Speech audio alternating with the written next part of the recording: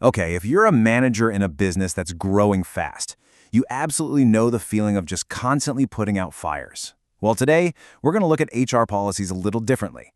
Not as boring rules, but as your secret weapon, your toolkit for building a team that's autonomous, trusted, and totally ready to scale with you. So let me ask you a question. Has your company's success started to feel, well, a little chaotic? You're hiring new people, everything's moving at a mile a minute, but suddenly the simple stuff is getting confusing and inconsistent. If you're nodding your head right now, don't worry, you are in exactly the right place. You know, this is such a classic growing pain. When you were a small, tight-knit team, everybody just kind of knew how things worked, right? Communication was easy and the company values were just part of every conversation.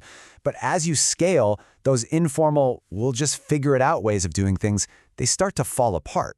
You need something more concrete to keep things fair and clear for everyone. So we're going to move from that feeling of chaos to a state of total clarity. And the way we get there is through well-defined policies and procedures. These are the things that create consistency and empower your team to act with real confidence. Okay, first things first, let's get our terms straight. What in the world is a policy? Well, think of it as the why. It's the big picture principle, the guiding light that connects your company's mission to the actual work your team does every day. It's all about your core philosophy. And if the policy is the why, then the procedure is the how. It's that simple. This is the practical, step-by-step instruction manual your team follows to actually bring that policy to life. It's the playbook for getting things done the right way every single time. And you can see here how they break down. A policy gives you the framework, the reasoning, the values. A procedure gives you the logical, step-by-step actions to make it happen. One is about guidance, the other is all about action. Now, this is really important. There are two main types of policies. You've got board policies, which are super high level. Think mission statements and long-term strategy. A board policy might be something like, we are committed to a safe work environment. But for you, as a manager, your focus is on management procedures. That's your daily playbook. It's the specific process for, say, reporting a workplace hazard, which is how you actually put that big picture policy into action.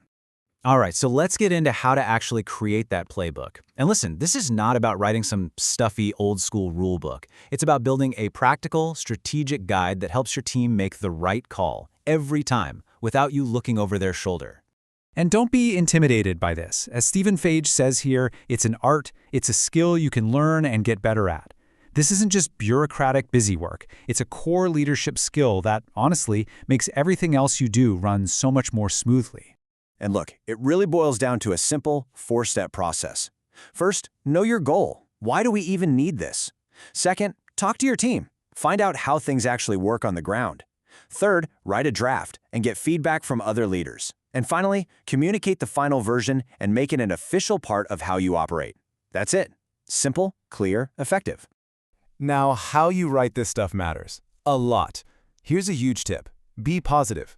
Instead of writing something like, expense reports submitted after Friday will not be processed, try flipping it to be active and clear. Submit all expense reports by Friday at 5 p.m. for processing.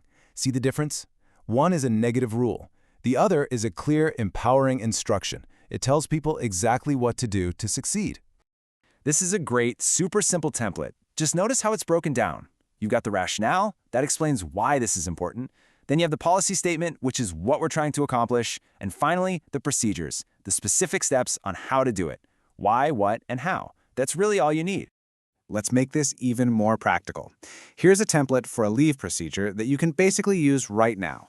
It clearly lays out the purpose, who it's for, and then it specifies exactly what the employee does, what the manager does, and what HR does. There's no guesswork, just a crystal clear process for everyone involved. And here's a quick little tool for you to take with you. Use this checklist to look at any documents you already have. Is the why obvious? Is the language active and positive? Is it fair for everybody? A simple check like this can save you from so much confusion and risk down the road. So now that you've got this great playbook, you have to make sure people can actually find and use it. This is where technology becomes your best friend, turning these documents into a living, breathing resource for your entire team. And this quote highlights a massive shift. Good HR isn't about mountains of paperwork anymore. Technology is here to automate all that administrative stuff so that you, as a manager, can actually focus on what really matters, leading your people. The engine behind this shift is the HRIS, or Human Resource Information System. Just think of it as the central nervous system for all your people-related information. Everything from policies and employee files to performance reviews and benefits, all in one place. With that in mind, how do you actually use this technology to support your team? Let's look at what you should be thinking about when choosing the right tech to help you scale without the growing pains. The benefits here are just so practical. And HRIS makes your playbook available 24/7 no matter where your team is. It automates admin, it empowers employees to manage their own info, and this is the big one, it ensures everyone is working from the exact same rulebook as you grow. Consistency is king. You know, a good HRIS is modular, which means you can build the system you need. When you're looking, start with the basics. That core HR module, that's your non-negotiable single source of truth for employee data.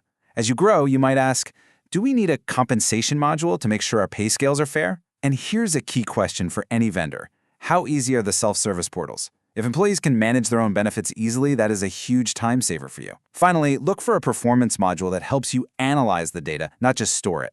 That's how you spot trends and really support your team's development. So, this brings us right back to the beginning. We started with the chaos of growth and that trap of micromanagement. All of these tools, clear policies, simple procedures, smart technology, they are all designed for one single purpose, to help you lead. I mean, this quote just says it all, doesn't it? When your guidelines are crystal clear, you don't need to hover over every little task. You can trust your team to follow the playbook. This frees you to manage by exception, to deal with the unique challenges that actually need your brain power and leadership. And that right there is the ultimate win. A well-crafted playbook doesn't turn people into robots, it does the exact opposite. It creates autonomy by giving them a stable foundation to work from. It builds the trust and consistency that allows you to step back. You get to stop managing tasks and start truly leading people. So, I'll just leave you with this one question to think about. When you look at your team's current processes and documents, are they truly building a foundation of trust and autonomy, or are they just creating unnecessary red tape? The answer to that question will tell you everything you need to know about what to do next.